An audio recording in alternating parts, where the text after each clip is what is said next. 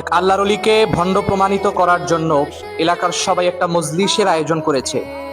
ওই মজলিসের মধ্যে এলাকার প্রত্যেকটা মানুষ অংশগ্রহণ করেছে।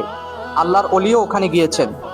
ওনাকে বসতে বলা হয়েছে একটা চেয়ারে। উনি বলতেছে যে না, আমি আজকে এখানে বসার জন্য আসি নাই, আমি এসেছি আপনাদের সাথে বিতর্ক করার জন্য। আপনারা আমাকে ভণ্ড প্রমাণিত করবেন, এই জন্য আমি এখানে এসেছি।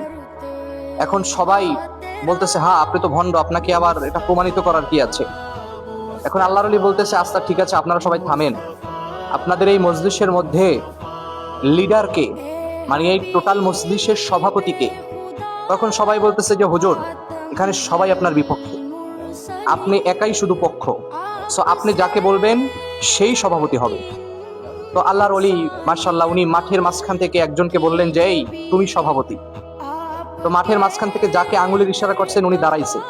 দাঁড়ানোর পরে সবাই একটা হাসি দিচ্ছে, একেবারে অট্ট হাসিতে ময়দানটা গরম হয়ে গিয়েছে। এখন আল্লাহর আলী বলতেছি আপনারা হাসতেছেন কেন? পাশ থেকে একজন ডাক দিয়ে বলতেছে হুজুর, আপনি যাকে দাঁড়া করাইছেন সভাপতির জন্য ওই বেচারা তো বোবা, তার নাম হচ্ছে বেলাল, সে হচ্ছে বোবা, সে তো কথা বলতে পারে না। এখন আল্লাহর আলী বলতেছে কোনো সমস্যা নাই, আজকে এই সভার সভাপতি হবে এই বেলাল। এটা বলার পরে সবাই আরো জোরে হাসি দিছে। এরপরে আল্লাহর আলী ওই বোবা বেলালকে ডাক দিয়ে বলতেছে এই বেলাল, তুমি দাঁড়াও, তুমি হচ্ছে আজকের এই সভার সভাপতি, বলো তোমার নাম। বেলাল একটা ধমক দিছেন, সাথে সাথে বোবা লোকটার মুখ থেকে কথা বেরিয়ে গেছে। আল্লাহু আকবার।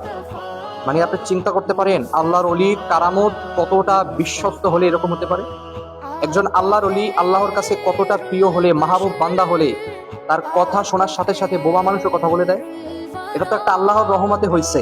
আল্লাহ এটার দ্বারা মানুষদেরকে বুঝাইছেন যে আল্লাহর অলিদেরকে তোমরা কখনো ছোট করবে না। তো আমাদের সমাজে এরকম বহু মানুষ আছে যারা এখনো আল্লাহর অলিদেরকে ছোট মনে করে, তাদেরকে ভণ্ড মনে করে।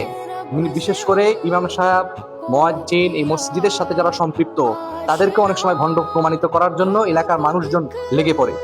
সো আমি বলবো যে এইসব জিনিসগুলো থেকে আপনারা একটু বিরত থাকেন, আপনারা একটু নিজেদেরকে সামলান। কারণ আল্লাহ সুবহানাহু ওয়া তাআলা বলেন আমি ধরি না, কিন্তু ধরলে কাউকে ছাড়ি না।